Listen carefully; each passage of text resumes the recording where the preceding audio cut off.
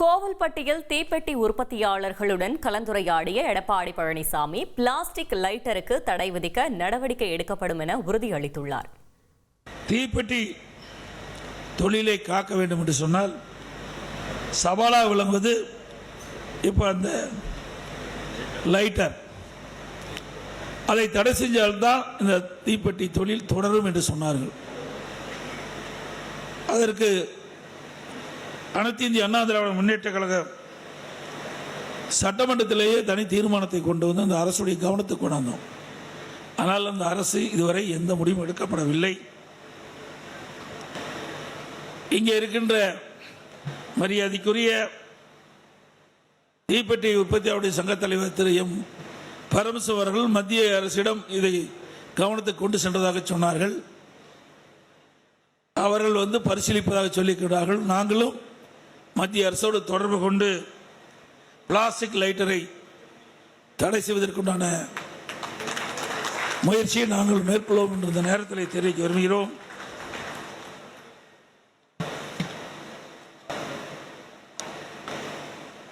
இங்கே கடலை மிட்டாய் அதிகமாக உற்பத்தி செய்யறீங்க. கோவில்பட்டி என்று சொன்னாலே கடலை மிட்டாய்க்கு பேர் போன ஊர் கோவில்பட்டி.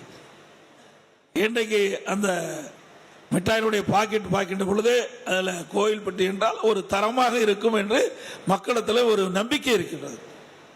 அதைத்தான் இங்கே கூட சொன்னாங்க. இங்கே கோவில்பட்டியில் தயாரிக்கின்ற கடலை மிட்டாய்க்கு மட்டும்தான் அந்த பெயர் இருக்க வேண்டும், புவிசார் குறியீடு இருக்க வேண்டும்.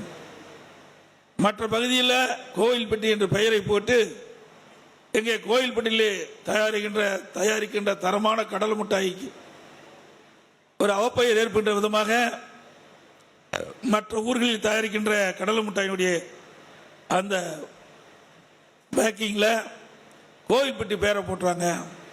இதனால் கோவில்பட்டியில் தரமாக தயாரித்தால் கூட வேறு ஊரில் தயாரிக்கப்பட்ட அந்த பேக்கில் அந்த லேபிள் கோவில்பட்டி என்ற லேபிள் இருந்தால் எங்களுக்கு அந்த பாதிப்பு ஏற்படுவதாக சொன்னார்கள்.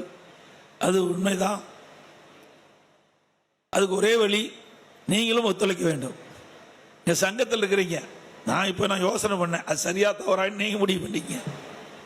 இந்த சங்கத்தில் எத்தனை கடலை மிட்டாய் உற்பத்தியாக இருக்கீங்களோ அதெல்லாம் ஒரு யூனிட் மாதிரி வச்சு அது ஒரு சீல் தயார் பண்ணி பொதுவாக சங்கத்து மூலமா அதை இது பண்ணி வெளியிட்டீங்களா எங்கேயுமே யாரும் அது ஒன்றும் செய்ய முடியாது.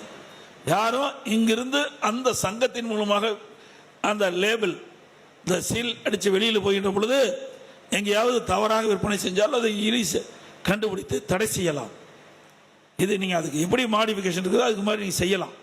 ஏன்னா இதை அரசாங்கம் எவ்வளோதான் முயற்சி செஞ்சாலும் இதுக்குன்னு சில பேர் இருக்கிறாங்க. போலியா தயார் பண்ணி விற்பனை செய்யக்கூடிய நிறுவனங்கள் நிறைய இருக்குது. இதை கடலை மிட்டாய் மட்டும் இல்லை, பல்வேறு உணவுப் பொருட்கள் பல்வேறு கம்பெனியுடைய பெயரை போட்டு விற்பனை செய்கின்ற நிலையெல்லாம் இருக்கின்றது. இருந்தாலும் நீங்கள் இதற்கு பொதுவாக ஒரு எளிதாக கண்டுபிடிக்கக்கூடிய சூழ்நிலையை நீங்கள் உருவாக்கி தந்தீங்களா, அரசு அதுக்கு நடவடிக்கை மேற்கொள்ளும் என்பதை இந்த நேரத்தில் தெரிவிக்கின்றேன். ட்ரெண்டை ஃப்ரெண்ட் ஆக்கிக்கோங்க. தந்தி டிவியின் சப்ஸ்கிரைபர்ஸ் அண்ட் ஃபாலோவர்ஸ் குடும்பத்தில் நீங்களும் இணையுங்க.